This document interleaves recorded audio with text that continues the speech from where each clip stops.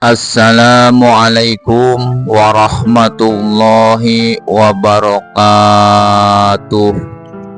Bismillahirrahmanirrahim. Alhamdulillahi rabbil alamin. Allahumma sholli ala Sayyidina Muhammad wa ala ali Sayyidina Muhammad. La hawla wa la quwwata illa billahil aliyyil azim. Amma ba'du. Alhamdulillah, kita bersyukur kepada Allah dengan sebenar-benarnya bersyukur, karena sampai dengan saat ini kita masih diberikan kemampuan, kekuatan oleh Allah untuk menjalankan ketaatan dan ibadah. Mudah-mudahan Allah selalu melimpahkan rahmat dan kasih sayangnya, taufik dan hidayahnya, maghfirah dan ridhonya kepada kita semua.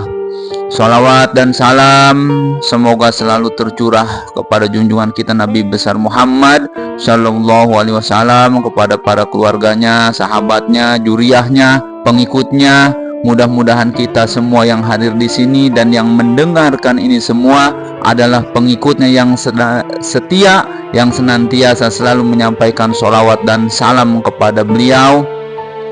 Mudah-mudahan kita mendapatkan syafaatnya dan dikumpulkan bersama beliau di surganya Allah.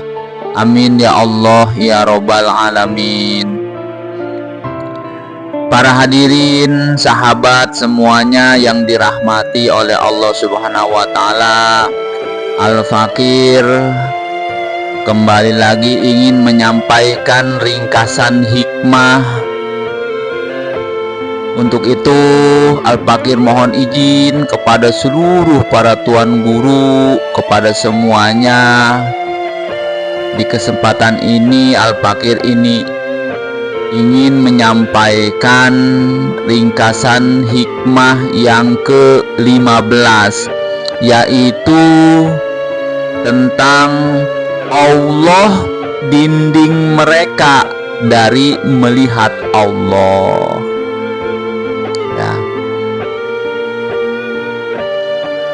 Maksudnya, setengah daripada sesuatu yang menunjukkan kepada engkau sifat qahar Allah Subhanahu wa ta'ala, bahwa Allah dinding engkau daripadanya dengan sesuatu yang tidak ada beserta Allah. Ya. Bahwasanya sebagian daripada qaharnya Allah yaitu mengalahkan atau menghinakannya, ya. Menghinakannya Allah atas engkau, orang yang maksiat dan orang-orang yang tafakur. Maka Allah hijab atau dinding kepadanya sesuatu yang tidak adanya sesuatu makhluk, ya. Jadi orang yang maksiat, ya, orang-orang yang sombong ini dia terdinding, ya. Didinding juga oleh makhluk, ya. Engkau tidak akan bisa melihat atau memandang akan adanya Allah.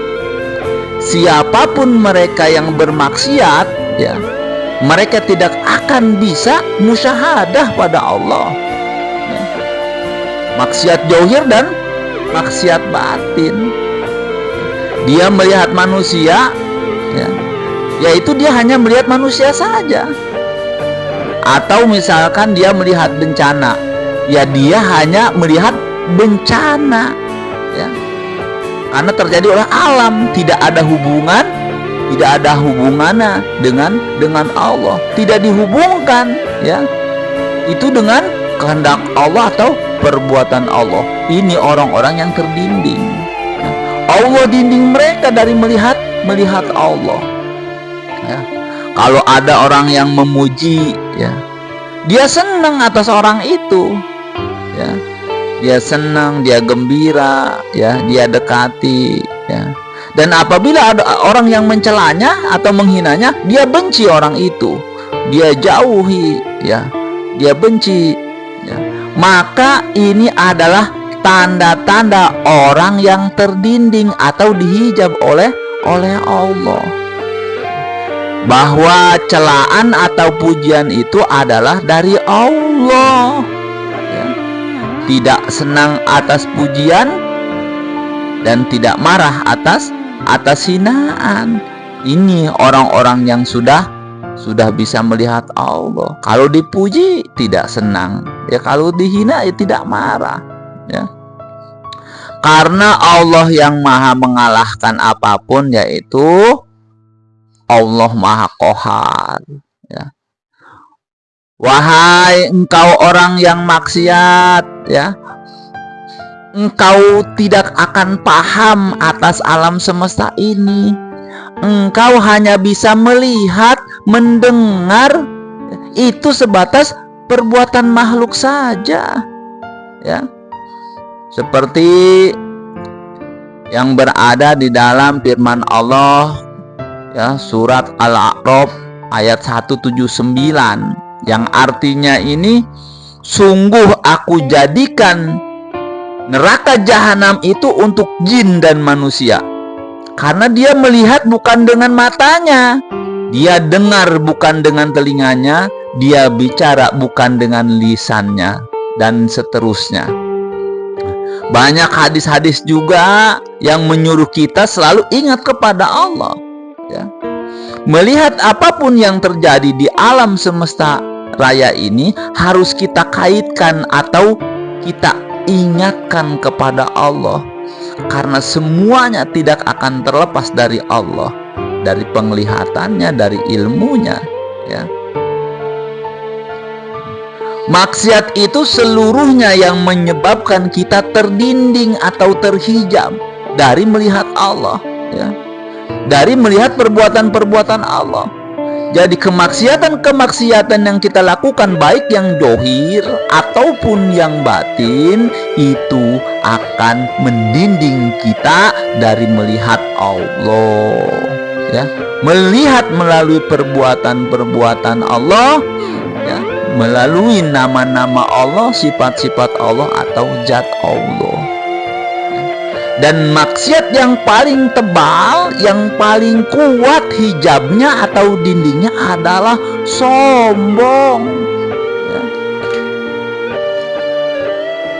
Sombong itu yang paling besar, ya, tebal hijabnya. Banyak sekali orang-orang yang sombong akan ilmunya, kekayaannya, jabatannya, kegantengannya, kecantikannya, dan yang lainlah, ya. Dan itu akan mendinding kita dari melihat Allah. Maksiat itu timbul pada diri kita itu ada 4 macam, ya. Yang pertama, ya, karena kita memiliki sifat binatang, ya. Akhirnya kita bermaksiat tuh dengan sifat binatang yang ada pada diri kita. Apa itu sifat binatang? Contohnya, ya, pengennya nyaman, ya, menurutkan syahwat, makan, ya, urusannya perut, ya. Apabila dikuasai oleh sifat ini, dia pengennya zina, riba, korupsi, mencuri, dan lain-lain. Yang kedua, kemaksiatan itu timbul karena di dalam diri kita ada sifat kebuasan, ya. Jadi binatang yang buas, ada binatang yang apa? Yang jinak, yang dipelihara oleh manusia, ada yang buas, ya. Yang timbul ini apa? Dia itu marah, sering dendam, ya, benci, membunuh, jolim. Ini memiliki sifat kebuasan, ya. Yang ketiga, maksiat itu timbul karena kita memiliki sifat syaitan, ya. Apa itu sifat syaitan itu? Sifat syaitan itu yang ada pada diri kita yang batin. Kita sering hasud, sering dengki, sering iri, munafik, ya, mengajak kepada kemaksiatan, ya. Ini sifat-sifat syaitan yang ada pada diri kita. Kita harus obati itu penyakit-penyakit atau sifat-sifat itu, ya. Yang keempat yaitu sifat ketuhanan. Ada di dalam diri kita juga sifat ketuhanan. Apa itu sifat ketuhanan? Sombong, mulia, ingin dipuja, Allah mah iya memang berhak sombong, mulia Allah. Tapi kita manusia jangan memiliki sifat-sifat ketuhanan ini, ya. Itu juga penyakit-penyakit rohani yang hanya bisa disembuhkan oleh para tuan guru mursyid, ya. Di dalam khalwatnya akan dibimbing tuh untuk menyelesaikan sifat-sifat yang ada pada diri kita itu, sifat binatang, kebuasan, syaiton, dan ketuhanan ini, ya. Jadi 4 hal ini adalah sumber kemaksiatan yang menyebabkan kita lupa kepada Allah dan akan menjadi hijab, dinding yang tebal untuk melihat Allah, ya. Dalam ibadah pun kita sering lupa kepada Allah, ya. Lagi sholat, lagi zikir, baca, tapi hati kita kemana-mana, pikiran kita kemana-mana, ya. Jadi luar biasa apabila kita memiliki sifat-sifat ini, ya. Makanya kata Allah, aku palingkan ayat-ayatku dari orang-orang yang sombong, ya, yang tidak benar.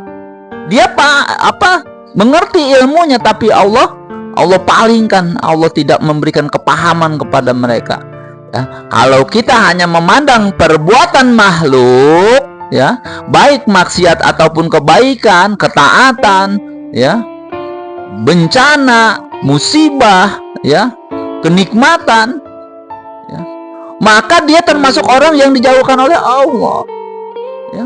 Orang-orang yang hanya memandang makhluk, ya, Allahnya tidak dilibatkan, tidak ingat, ya. Orang yang selalu mengembalikan apapun itu kepada Allah, maka dia termasuk hamba-hamba Allah yang selamat. Ternyata hamba Allah yang selamat itu apapun itu dikembalikan kepada Allah, ya, semuanya. Karena seluruh perbuatan manusia atau seluruh alam semesta ini adalah, ya, tidak lepas dari Allah, ya. Tidak lepas dari pandangan Allah, penglihatan Allah, pendengaran Allah, ilmunya Allah, tidak lepas, ya. Makanya kita harus belajar, ya, naikkan level kita dari negeri syariat ke negeri torekat, dari torekat ke negeri hakikat, dari hakikat ke negeri makrifat. Kita pelajari itu 4-4-nya, jangan hanya setat di syariat saja, ya. Jangan, kita naikkan level kita agar kita bisa melihat Allah melalui af'alnya, asmanya, sifatnya, dan zatnya, ya. Musyahadah, ya. Musyahadah ini adalah inti dari makrifat. Musyahadah itu, ya, kita melihat Allah, ya. Nah, ini urusan pemberian Allah yang tidak bisa didapatkan dengan belajar, ya. Jadi hanya diberi untuk hamba-hambanya saja yang hatinya bersih dari kotoran, yang hatinya bersih dari kesombongan, ya. Makanya kita jangan menjadi orang-orang yang sombong. Wallahu a'lam bishawab. Alhamdulillah, ringkasan hikmah yang ke-15 ini bisa disampaikan, mudah-mudahan bermanfaat, ya, bagi semuanya, khusus untuk Al-Fakir. Mudah-mudahan kita bisa menjalankannya, ya. Dan Al-Fakir mohon maaf lahir dan batin. Billahi taufiq wal hidayah. Assalamualaikum warahmatullahi wabarakatuh.